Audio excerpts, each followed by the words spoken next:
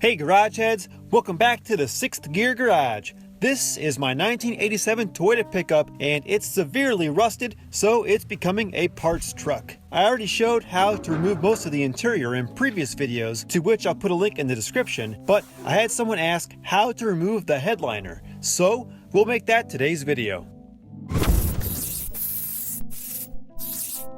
So, looking inside here, the sun visors are already gone. Those are just held in with Phillips screws, so that's the easiest part of all this. Next up is to remove the mirror. Under the plastic lens cover, which is missing on this truck, there are 3 Phillips head screws. Then, just grab the mirror and it pulls right down. Disconnect the plug on the back for the light, and that's out of the way. Next, I need to pull off these door opening surrounds because they cover the edge of the headliner. These are easy.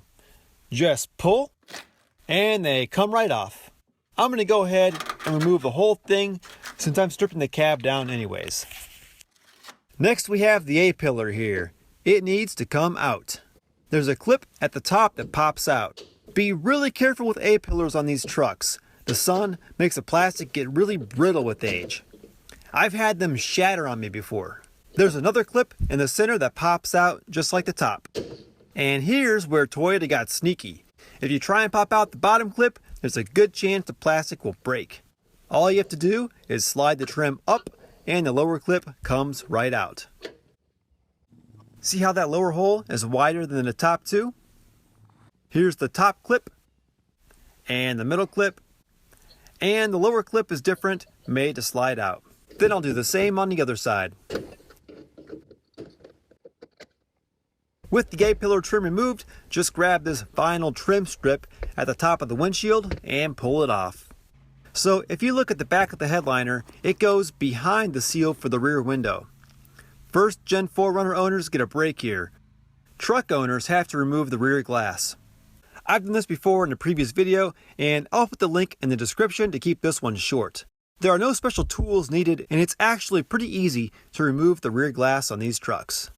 The rear glass is removed, and you can see how the headliner wraps around this seam to the outside of the cab.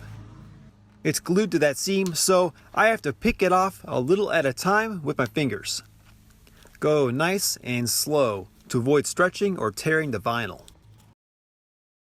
The same thing has to be done along the top edge of the door openings. This truck reeks of mice. They love to get into the insulation above the headliner. That's why there's stuff falling down.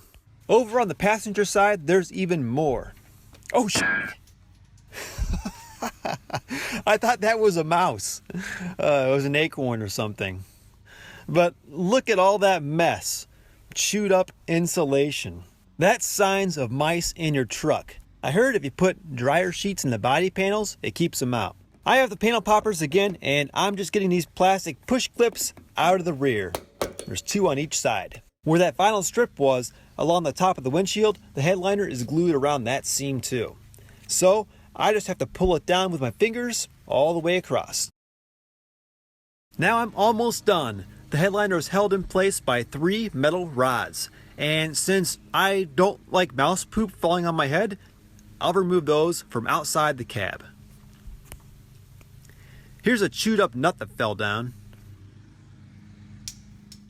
Here's the end of the metal rod. They bend upward and keep the vinyl pressed toward the ceiling.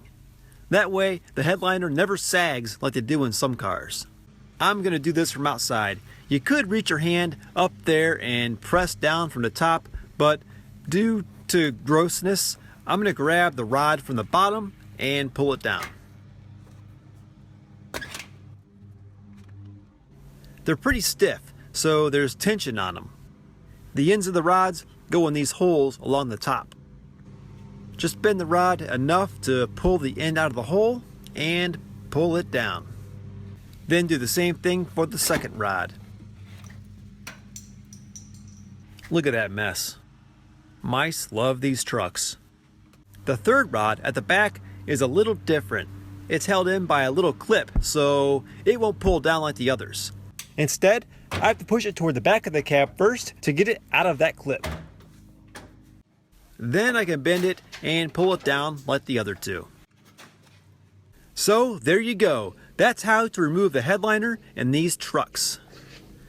I'm going to take this outside right now and hose off the mouse poop.